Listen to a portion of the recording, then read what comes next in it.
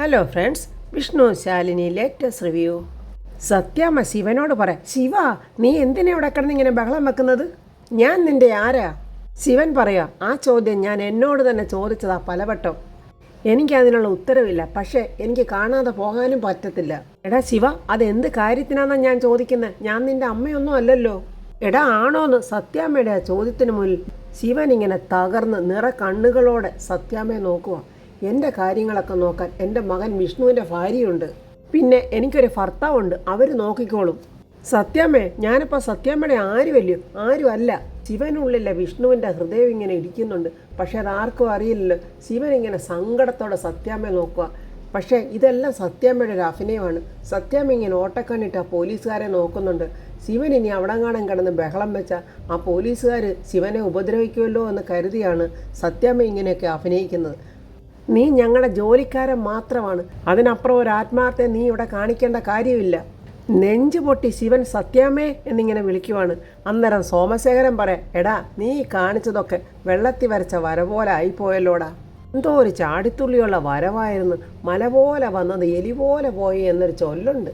നിന്റെ ഇപ്പോഴത്തെ അവസ്ഥ അതിലും കഷ്ടമായി പോയല്ലോടാ, സ്നേഹം കാണിക്കാൻ വന്നിരിക്കുന്ന ഒരുത്തൻ. നിന്റെ ഈ സ്നേഹവും ആത്മാർത്ഥതയൊക്കെ വീട്ടിൽ ചെന്നിട്ട് ഏതെങ്കിലും തട്ടും പുറത്ത് കൊണ്ടിട്ടിട്ട് അടങ്ങി ഒതുങ്ങി ഇരിക്കാൻ നോക്കടാ. ചേടാ, മനുഷ്യനെ ബുദ്ധിമുട്ടിക്കാനായിട്ട് ഓരോന്നിങ്ങി ഇറങ്ങി വന്നോളും. ഇനിയും നീ ഇവിടുന്ന് ഇറങ്ങിയില്ലെങ്കിൽ നിന്നെ ഇവിടിട്ട് ചവിട്ടി കൂട്ടും ഞങ്ങൾ. യഥാർത്ഥ ഇടിമുറി ഏതാണെന്ന് ഞങ്ങൾ നിന്നെ അങ്ങ് കാണിക്കും. എന്നാ കാണിക്കടാ എന്നും പറഞ്ഞ് ശിവൻ അലറുക. അത് കണ്ടിട്ട് സത്യാമ്മ പെട്ടെന്ന് ശിവ എന്നിങ്ങനെ വിളിക്കുക. എങ്ങനെയെങ്കിലും ശിവൻ പൊയ്ക്കോട്ടെ എന്ന് കരുതിയാ സത്യാമ്മ അങ്ങനെയൊക്കെ പറഞ്ഞത്. ശിവ, വെറുതെ നീ ഇവിടെ കിടന്ന് പോലീസുകാരുടെ വഴക്കിടാതെ നേരെ വീട്ടിൽ പോകാൻ നോക്കടാ. ഞാൻ പോകാം സത്യാമ്മ എനിക്ക് കാണാൻ പറ്റിയല്ലോ. ദേഷ്യത്തിലാണെങ്കിലും സത്യാമ്മ എന്നോട് സംസാരിച്ചല്ലോ. അമ്മമാർ മക്കളെ വഴക്ക് പറയും, ശകാരിക്കും, ദേഷിക്കും, ചിലപ്പോൾ കൈ കിട്ടുന്നതൊക്കെ വെച്ച് അടിക്കും. അതൊക്കെ മനസ്സിൽ തട്ടി ചെയ്യുന്നതല്ലല്ലോ, മക്കൾ നന്നാവാൻ വേണ്ടി ചെയ്യുന്നതല്ലേ. ഇനി ഞാൻ അങ്ങനെ കരുതിക്കളാം. സത്യാമ്മയ്ക്ക് കരച്ചിൽ വരുന്നുണ്ട്. ഇവൻ എന്നിട്ട് ദേഷ്യത്തോടെ സോമശേഖരനോട് പറയാ, ഇവിടെ സത്യാമ്മയ്ക്ക് എന്തെങ്കിലും ബുദ്ധിമുട്ടുണ്ടായി എന്ന് ഞാൻ അറിഞ്ഞാൽ ഒരു വരവൂടി ഞാൻ ഇങ്ങോട്ടിങ്ങ് വരും. നീ അത് താങ്ങത്തില്ല, പറഞ്ഞത് കേട്ടോടാ എന്ന് പറഞ്ഞിട്ട് ശിവൻ അങ്ങ് പോവുക. സോമശേഖരൻ സത്യാമ്മയോട് പറയുക, പറഞ്ഞു വിട്ടത് നന്നായി, അല്ലെങ്കിലേ അടുത്ത ലോക്കപ്പിൽ ഇപ്പോൾ അവനും കണ്ടേനെ. സത്യാമ്മയ്ക്ക് സങ്കടം സഹിക്കാൻ പറ്റുന്നില്ല. എന്തൊരു വിധിയാ ഈശ്വര, പാവം, എന്നെ സഹായിക്കാൻ വന്നതാവൻ. ശാരികയെ കാണാനായിട്ട് ശാരികയുടെ കുഞ്ഞുമായിട്ട് ഹോസ്പിറ്റലിലോട്ട് വന്നുകൊണ്ടിരിക്കുക. അവിടെ ഡോക്ടർ ശാരികയെ പരിശോധിച്ചുകൊണ്ടിരിക്കുവാണ്. ഗോപാലകൃഷ്ണനെ മരുന്നോ എന്തോ വാങ്ങിച്ചുകൊണ്ട് പറഞ്ഞുകൊണ്ട് വരുവാണ്. അയ്യോ, കയ്യിലെ കാശ് തീരുന്നതല്ലാതെ രോഗമൊട്ട് കുറയുന്നതും ഇല്ലല്ലോ ഈശ്വര. എന്താ ഉണ്ടായത്? അത് ശാലിനി സംസാരിച്ചുകൊണ്ടിരുന്നപ്പോഴേ പ്രഷർ കൂടി. ഡോക്ടറെ അപ്പം തന്നെ ചെന്ന് വിളിച്ച് ഡോക്ടറും നേഴ്സും ഒക്കെ വന്നു. ശാരികയുടെ മനസ്സിൽ എന്തൊക്കെയോ ബുദ്ധിമുട്ടുകൾ ഉണ്ടച്ചാ. അത് മനസ്സിലാകാതെ ഇതിനൊന്നിനും ഒരു മാറ്റം വരുമെന്ന് എനിക്ക് തോന്നുന്നില്ലച്ചാ. കഷ്ടകാല സമയത്ത് ദുരിതങ്ങൾക്ക് ഒരു കുറവ് ഉണ്ടാകില്ലെന്ന് പറയുന്നത് എത്രയോ ശരിയാണ്. അല്ലെങ്കിൽ അവൾ എങ്ങനെ കഴിയേണ്ടവളാ? ആ രാജീവെന്ന് പറയുന്നവന് വിളിച്ചെന്ന് ചോദിക്കേണ്ട സാമാന്യ മര്യാദ പോലും കാണിക്കുന്നില്ലല്ലോ എന്ന് ഓർക്കുമ്പോഴാണ്. പഠിപ്പും വിവരമൊക്കെ കൂടിപ്പോയാലും ദോഷമാണ്. ഇനിയിപ്പോൾ അക്കാര്യങ്ങളൊന്നും നോക്കണ്ടാച്ചാ. കഴിഞ്ഞ അധ്യായമല്ലേ, അതിന് തുറക്കണ്ടെന്ന് വിചാരിച്ചു കാണും. വിജയലക്ഷ്മി സംസാരിച്ചതും ഇത് അവളുടെ കുട്ടിയല്ലെന്നാണല്ലോ. പിന്നെങ്ങനെ ഈ കുഞ്ഞ് മാനത്തുനിന്ന് പൊട്ടി വീണതാണോ? അവനെ ചീത്തയാക്കിയതും ഇങ്ങനെ ആക്കിയതെല്ലാം ആ ഒരൊറ്റ സ്ത്രീയാ. പോരാത്തതിന് കൂടെ ആ മരക്കോന്തൻ ആങ്ങളെയും എല്ലാം കൊണ്ടും ചേരും. അപ്പോൾ ശാരികയെ പരിശോധിച്ചിട്ട് ഡോക്ടർ അങ്ങോട്ട് വരുന്നുണ്ട്. ആ ശാലിനി എപ്പോൾ എത്തി? ഇപ്പോൾ വന്നതേ ഉള്ളൂ ഡോക്ടർ. അച്ഛനോട് കാര്യങ്ങൾ സംസാരിച്ചുകൊണ്ട് നിന്നതാ. അപ്പോൾ ഡോക്ടർ ഗോപാലകൃഷ്ണനോട് പറയാം, പഠിച്ചുകൊണ്ടിരിക്കുന്ന സമയത്തെ കുടുംബശ്രീ വീട്ടിൽ വന്ന് ഒരുപാട് ആഹാരം കഴിച്ചിട്ടുള്ളതാ. ശാലിനിക്ക് അറിയാമല്ലോ അതല്ല. കുടുംബശ്രീ ഹോട്ടലിലെ ശാരദാമ്മയുടെ ഭക്ഷണത്തിൻ്റെ ടേസ്റ്റ് ഞങ്ങൾ കോളേജിലെല്ലാവരോടും പറഞ്ഞിട്ടുമുണ്ട്. ഇപ്പം നാണ്ട് അവിടെ ചികിത്സയിൽ കഴിയുന്ന ശാരികയും അവിടെ അമ്മയെപ്പോലെ ഭക്ഷണമൊക്കെ ഉണ്ടാക്കുന്നതിൽ മിടുക്കിയായിരുന്നു. ഇവിടെ ദൈവം അവൾക്ക് വിധിച്ചത് ഈ ഒരവസ്ഥയിൽ കിടക്കാനായിരിക്കും. ഗോപാലകൃഷ്ണൻ അങ്ങനെ പറഞ്ഞപ്പോൾ ഡോക്ടർ പറയാം, അതൊക്കെ മാറും, അതിനല്ലേ ഞങ്ങളെപ്പോലുള്ളവർ ഇവിടെ ഉള്ളത്. ശാരികയുടെ കണ്ടീഷൻ സ്റ്റേബിൾ അല്ല, കൂടിയും കുറഞ്ഞും ഒക്കെ ഇരിക്കും. കുറച്ച് ദിവസം ഇങ്ങനെ ബെഡിൽ തന്നെ കിടക്കേണ്ടി വരും. പിന്നെ കുഞ്ഞിനെ എടുക്കാനോ പരിചരിക്കാനോ പാല് കൊടുക്കാനോ ഒന്നും സാധിക്കത്തില്ല. മോൾ എൻ്റെ കൂടെയാണുള്ളത് എന്നിങ്ങനെ ശാലിനി പറയുന്നുണ്ട്. അതാ നല്ലത്, ശരീരത്തിന് ഇളക്കം തട്ടാതെ ഇങ്ങനെ കുറേ ദിവസം കിടക്കാൻ പറ്റുമല്ലോ. ശാരികയെ കൂടുതൽ സംസാരിപ്പിക്കാനോ പഴയ കാര്യങ്ങൾ ഓർക്കാനോ ഉള്ള സാഹചര്യങ്ങളൊന്നും ഉണ്ടാക്കരുത്. ഏതു മരുന്നും ഫലിക്കണമെങ്കിൽ അത് സ്വീകരിക്കുന്ന ആളുടെ ശരീരവും മനസ്സും തയ്യാറാകണം. എന്നാൽ പിന്നെ നിങ്ങൾ സംസാരിക്കുക, എനിക്ക് റൗണ്ട്സിന് പോകാൻ നേരമായി എന്ന് പറഞ്ഞിട്ട് ഡോക്ടർ അങ്ങ് പോയി. ഞാനെന്നാ ശാരികേച്ചി ഒന്ന് കാണട്ടെ. അച്ഛാ ഡോക്ടർ പറഞ്ഞൊക്കെ ഓർമ്മയുണ്ടല്ലോ എന്ന് പറഞ്ഞിട്ട് ശാലിനി കുഞ്ഞുമായിട്ട് ശാരികയുടെ അടുത്ത് പോയിരിക്കുവാണ്. ശാരിയേച്ചി കരയുവാണോ? എനിക്ക് എന്ത് ചെയ്യാൻ പറ്റും? എൻ്റെ കുഞ്ഞിനെ ഒന്ന് എടുക്കാൻ പോലും പറ്റുന്നില്ല. ഞാൻ എത്ര ദിവസം ഇങ്ങനെ കിടക്കേണ്ടി വരും? കുറച്ച് ദിവസത്തിനകം പെട്ടെന്ന് ശരിയാവുമെന്നാണ് ഡോക്ടർ പറഞ്ഞ്. വെറുതെ പറഞ്ഞതാ ശാലിനി, എനിക്കറിയാം. കിടക്കയിൽ തന്നെ ഞാൻ കിടക്കേണ്ടി വരുമെന്ന്. കുറേ കഴിയുമ്പോൾ ഈ ശരീരം പൊട്ടി ഒഴുകാൻ തുടങ്ങും. അപ്പോൾ പിന്നെ സ്വന്തക്കാരും ബന്ധം പറഞ്ഞു വരുന്നവരും ഒക്കെ അകലും. ഒടുവിൽ ഞാൻ ഏതെങ്കിലും ഒരു മുറിയിൽ ഒറ്റപ്പെടും. പിന്നെ അവിടെ കിടന്ന് ഞാനങ്ങ് ഒടുങ്ങും. ചേച്ചി എന്തിനാ ചേച്ചി ഇങ്ങനെയൊക്കെ ഓരോന്ന് ആലോചിച്ച് കൂട്ടുന്നത്? ഡോക്ടർ ഞങ്ങളോട് കർശനമായിട്ട് പറഞ്ഞിട്ടുണ്ട് ചേച്ചിയെ കൊണ്ട് കൂടുതൽ സംസാരിപ്പിക്കരുതെന്ന്. എൻ്റെ ശരീരത്തിൽ തനിയെ ചലിപ്പിക്കാൻ പറ്റുന്നത് എൻ്റെ നാവ് മാത്രമാണ്. കൂടി നിങ്ങൾ തടസ്സപ്പെടുത്തുവാണ്. ചേച്ചി വെറുതെ ഇങ്ങനെ ഓരോന്ന് ആലോചിച്ച് കൂട്ടാതെ. ചേച്ചി തളർന്നു കിടക്കുമൊന്നുമല്ല, ചികിത്സയുടെ ഭാഗമായിട്ടുള്ള റെസ്റ്റായത്. ചേച്ചി നോക്കിക്കോ, ഒരാഴ്ച കഴിയുമ്പോൾ ചേച്ചിക്ക് ഞങ്ങളെപ്പോലെ നടക്കാനും ഇരിക്കാനും ഒക്കെ പറ്റും. വെറുതെ ഇങ്ങനെ ഓരോന്നും ആലോചിച്ച് മനസ്സ് സങ്കടപ്പെടുത്താതിരുന്നാൽ മാത്രം മതി. എൻ്റെ സങ്കടം എന്നെ വിട്ട് എങ്ങനെ മാറാനാ? എൻ്റെ പൊന്നുമോള്, എനിക്ക് അവളെ നെടുക്കാനോ താലോലിക്കാനോ കഴിയുന്നുണ്ടോ? ചേച്ചി നോക്കിക്കേ, മോള് സുഖമായിട്ടിരിക്കുന്നുണ്ട്. ഇവക്കാണെങ്കിൽ ഇപ്പോൾ പഴയതുപോലെ കരച്ചിലുമില്ല. അച്ഛൻ എങ്ങനെ കുഞ്ഞിനെ നോക്കുമെന്നോർത്ത് ഞാൻ സങ്കടപ്പെട്ടിരിക്കുമായിരുന്നു. അതാ പറഞ്ഞ ചേച്ചി ഓരോന്നും ഓർത്ത് സങ്കടപ്പെടണ്ടെന്ന്. പപ്പിമോളോടും സത്യമോളോടും അപ്പോഴേ ഈ പൊന്നുമോള് സന്തോഷത്തോടാണ് നിൽക്കുന്നത്. അവരോടൊപ്പം കളിക്കുകയും ചിരിക്കുകയും ഒക്കെ ചെയ്യുന്നുണ്ടോ? എൻ്റെ മോള് കുറുമ്പത്തിയാണോ അതോ രാജീവേട്ടനെ പോലെ ദേഷ്യക്കാരിയാണോ? വേണ്ട ചേച്ചി, ഇവൾ മിടുക്കിയാ. ചേച്ചിയെ പോലെ തന്നെ ഇവൾക്ക് നല്ല സ്നേഹമുണ്ട്. സത്യക്കും പപ്പിക്കൊക്കെ വലിയ കാര്യമാണ്. അവിടെ ജീവിക്കാനാണ് എൻ്റെ മോൾക്ക് യോഗമെങ്കിൽ നമ്മളെപ്പോലെ അവൾ സ്നേഹത്തോടെ കഴിയട്ടെ. നമ്മുടെ അമ്മ നമ്മളെ 3 പേരെയും വളർത്തിയ പോലെ നീയും വളർത്തണം. അങ്ങനെ 3 പെൺമക്കളെ.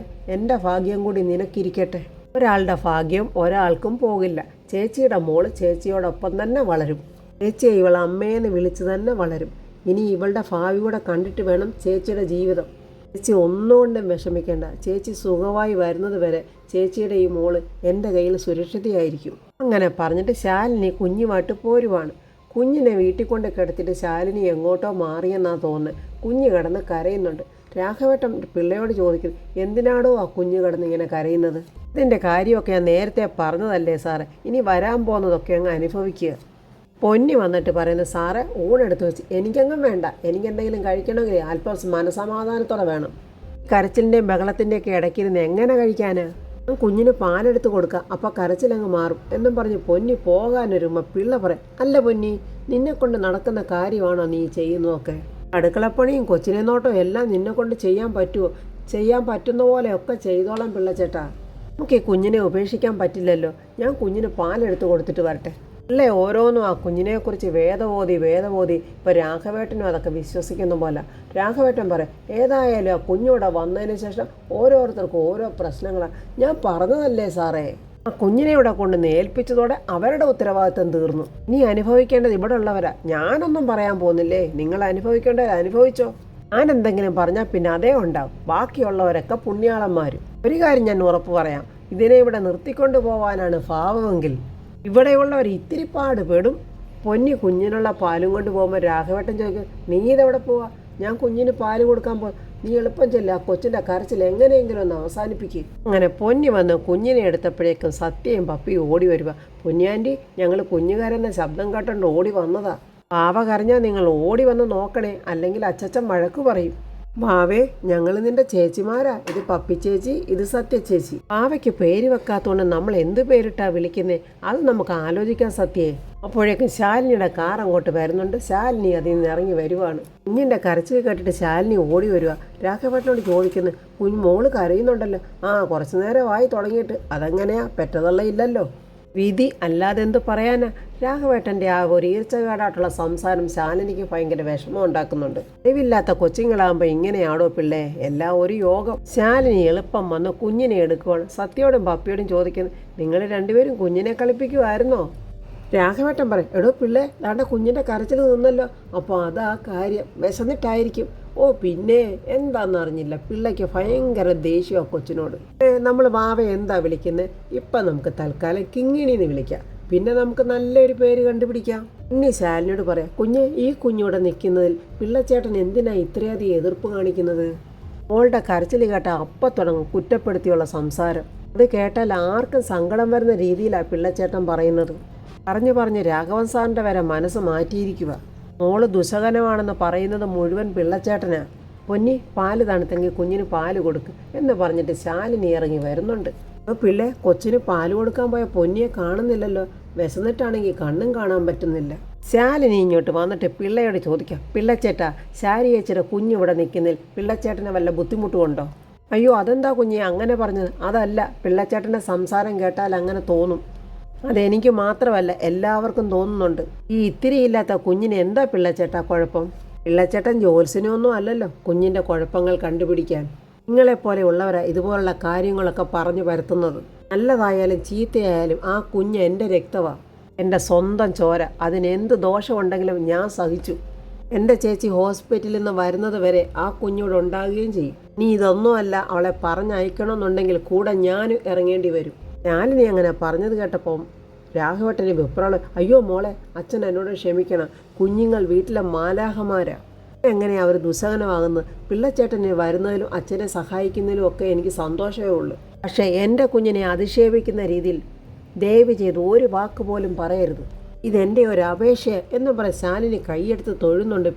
പിള്ളയ്ക്ക് ഇതിപ്പോൾ ഒരു അടി കിട്ടിയ പോലെ ഒരു ചമ്മലില്ല. പിള്ളയുടെ അഹങ്കാരത്തിന് അത് അത്രയും അത്യാവശ്യമായിരുന്നു. ശാലിനി പറഞ്ഞതിനും കുറച്ച് കാര്യമൊക്കെ ഉണ്ട് എന്നിങ്ങനെ രാഘവേട്ടൻ പറയും. പിള്ള ഇങ്ങനെ രാഘവേട്ടനെ നോക്കിയിട്ട് ഒന്നും മിണ്ടാതെ ഇറങ്ങി അങ്ങ് പോവുക.